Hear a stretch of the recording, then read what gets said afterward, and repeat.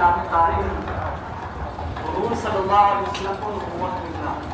رسول اللہ صلی اللہ علیہ وسلم غار حرا میں اللہ کی عبادت میں مشغول تھے. یا صلی اللہ علیہ وسلم کی نبوت کی مبارک گھڑیاں ہوئی. حضرت جبریل علیہ السلام غار حرا میں تشریف لائے اور آپ صلی اللہ علیہ وسلم سے کہا کہ پڑھیے.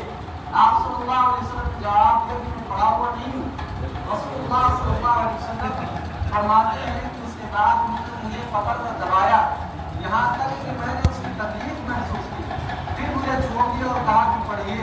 میں نے جواب دیا کہ میں پڑھا ہوا نہیں ہوں. انہوں نے پھر مجھے پوری طاقت سے دبایا اور چھوڑ دیا اور کہا کہ اقرأ باسم ربک الذی خلق.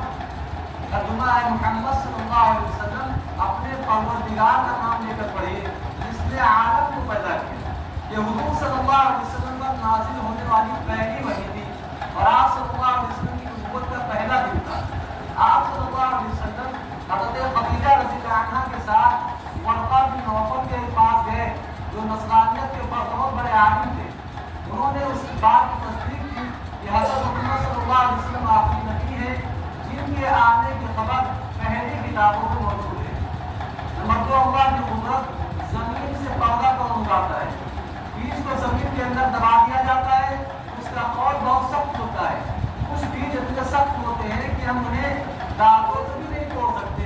لیکن یہی بیج جب مٹی میں بو دیا جاتا ہے تو چند دنوں میں ایک نازک اور نرم پودا اس سخت بیج کو توڑ کر اور زمین کو پار کر نکلتا ہے.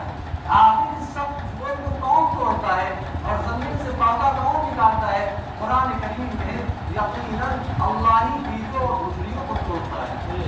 نمبر 3 فرض کے بارے میں زکات مستحق کو دینا ضروری ہے. رسول اللہ صلی اللہ علیہ وسلم نے فرمایا کہ بے شک اللہ نے زکات مستحق کو نہ کسی نبی کی مرضی پر چھوڑا ہے اور نہ ہی نبی کے کسی کے علاوہ اور کسی کی مرضی پر بلکہ خود ہی فیصلہ فرما دیا ہے اور اس کے 8 حصے متعین کر دیے ہیں.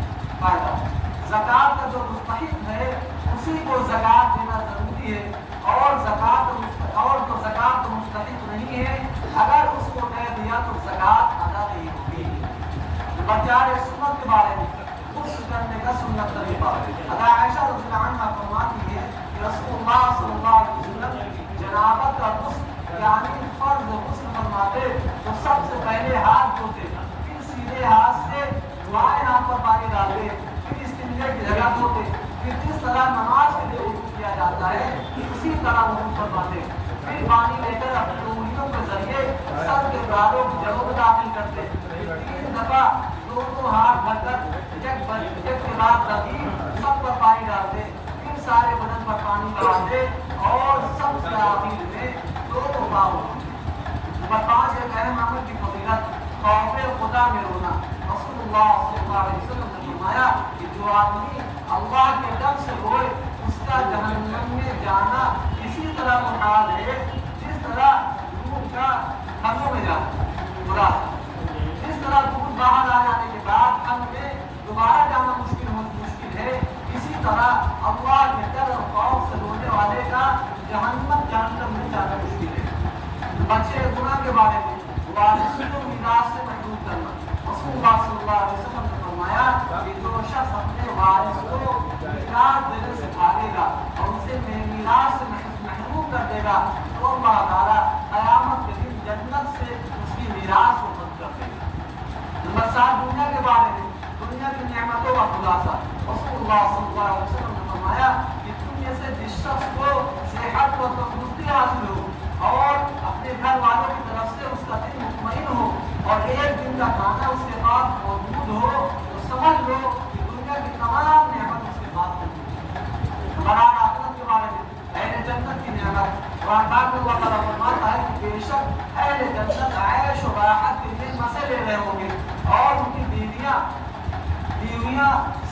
سیڑھیوں پر مسیریوں پر تکیے لگا بیٹھی ہوں گی اور ان کے لیے اس جنت میں ہر قسم کے میوے ہوں گے اور جو وہ طلب کریں گے ان کو ملے گا. نمبر 9 طب نبوی سے علاج زمزم کے فوائد.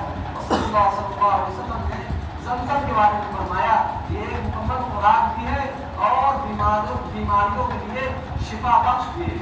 مقدس قرآن کی نصیحت. قرآن پاک میں اللہ تعالیٰ فرماتا ہے کہ نیکی نیکی اور پرہیزگاری کے کاموں میں ایک دوسرے کی مدد کیا کرو، گناہ اور ظلم و زیادتی میں کسی کی مدد نہ کرو، اور اللہ سے ڈرتے رہو